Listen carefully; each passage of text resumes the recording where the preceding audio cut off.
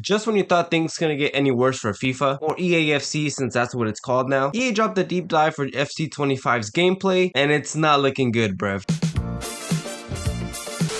EA this year with EAFC 24 had a great opportunity to launch a landmark game and is what is essentially a brand new franchise. Even though we still call it FIFA and it still looks and feels like FIFA and it numerically follows the last FIFA title, the truth is this was a chance EA had to drop a banger of a football game after a good 4 years of dropping absolute stinkers. But realistically, they fumbled the bag and they fumbled it pretty hard. Buggy gameplay from day one up until today, glitched menus, an overload of promos and Ultimate Team, an insane amount of mistakes with the lack of care for the player base, lackluster changes to career mode, lackluster changes to pro club, heavy push into becoming even more of a gambling simulator are all things that have been very present in FC24 that have really drawn a lot of people away from the game. All this has resulted in an overall feeling that the first iteration of EA FC24 as a football game has been very disappointing. Well, with this year's game essentially being at the tail end of its cycle, I wanted to talk about how from what EA have released about EA FC25 so far, we really shouldn't expect much from the next game, and the potential ramifications could probably be very bad for EAFC going forward. And look, boys, if you're new to the channel, don't forget to leave a like, comment, subscribe. Weekly video essay is going to be pushing some FC25 content out as well, so make sure you subscribe, hit that notification bell so you don't miss an upload. And if you're not new to the channel, boys, welcome back. Glad to have you on for another video. But with that being said, boys, let's get into how EAFC25 is not looking very good. For quite some time now, EA have pretty much put all their eggs into the Ultimate Team basket because of the fact that this is their biggest money maker by far. And once again, career mode and clubs have been pretty much given nothing to improve its experience and will continue to rot away for another year. From a business perspective, you can understand EA wanting to give its biggest earner the most attention every year, but the level of neglect that EA has given to its other modes is absolutely insane. Year after year, there really aren't any significant changes to these modes, and it really just feels like they're gonna die at any moment. They tend to get the most minuscule changes and updates every single year, or if anything, they get a feature added back into the game mode that was removed maybe a couple of years ago, and it gets marketed as a whole brand new addition that's gonna bring life into the game mode. Career mode will always have a fan base as it gives everyone the opportunity to pretty much create their own storylines and essentially roleplay in the shoes of a football manager. And clubs, until it does go away, will continue to be the funnest game mode in the FIFA series simply due to the co-op nature of the game. No matter what anyone says, no foot champs or division rival accomplishments, no pack openings, nothing will ever come close to those seasons of pro clubs with the boys where you're chasing glory with your club. Even though they do add very small features here and there, it still just never feels like clubs is going to get the support that EA really needs to give it. Again, they're pretty much neglecting this game mode, and if it wasn't for the community really keeping this mode alive, they probably would have canned it probably 4 or 5 years ago. It's still around, again, in large part due to the community, but EA could realistically just kind of wipe it away at any point just because it's not making them any money. And then let's look into gameplay, okay? Realism in football games is probably the worst thing that they can aim for. Of course, we all want the game to look beautiful. We want to play a game with the graphics that seem accurate to the players, the fans, stadiums, environments that we all love to watch week in and week out. But when it comes to realism with the gameplay, it's almost a surefire way to make sure that the gameplay itself is going to be absolutely abysmal. When EA go into the game with the intent to make football more realistic, as they have been doing so for the last handful of years, it drastically slows down the pace of the game, which results in a drop back sweatfest that we have been getting for the last handful of years. First, it was the introduction of hypermotion, which was meant to capture authentic motion from people playing football. Then they upgraded hypermotion by changing how they captured the actual animations. And now going into next year, we have Football IQ. Diagonal made a fantastic video that looked over this issue on a bigger scale, and he absolutely cooked EA Sports. This video was 7 months ago, and here we are on the precipice of FC25, and EA have all but guaranteed that they're going to continue to try and lean into realism in a video game. Granted, the idea behind Football IQ is that the off-the-ball movement for players is going to be more accurate to how players move in real life. For example, they show a clip where Vinny makes a very good darting run. If this ends up being executed well, this could be a W for the fact that the AI forwards in the last handful of games have the IQ of JV high school forwards. However, in my opinion, I see this being a way for EA to push the higher end players more and more, especially in Ultimate Team. And if we look into the clips that they've shown, it doesn't really look that good. There's players still making weird movements for whatever reason. There's no given that this this is going to be something good. You could easily say that this is just player tactics with a whole new coat of paint on it to try and sell us a dream, but we've been there before. We know what to expect. And then last two things that I wanted to talk about when it comes to realism. Firstly, it's the slip animation that they're marketing and for this new game. Is it going to affect the final pass a player makes? Probably not. At least I hope not. And I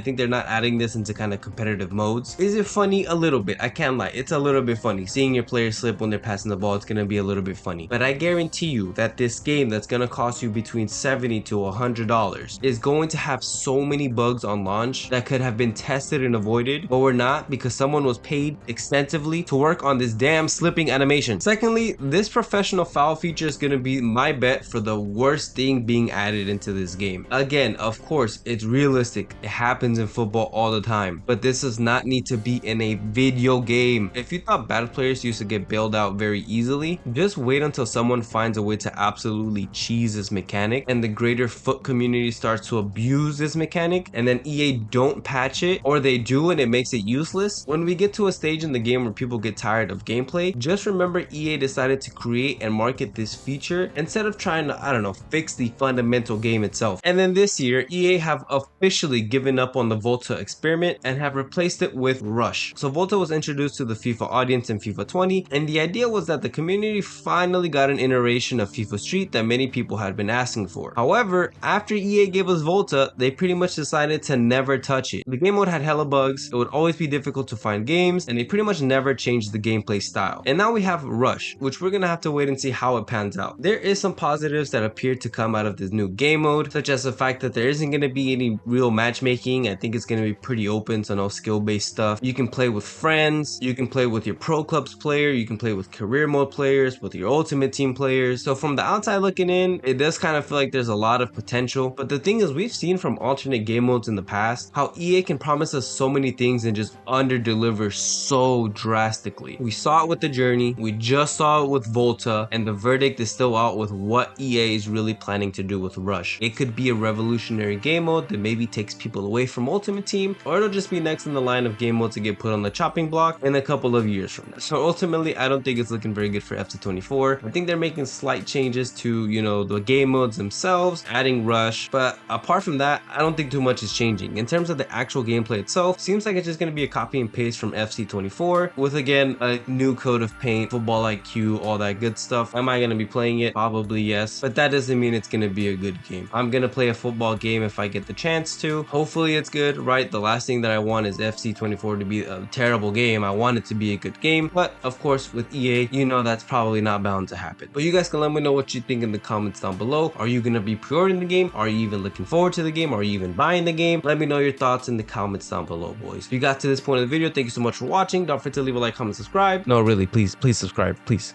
Peace.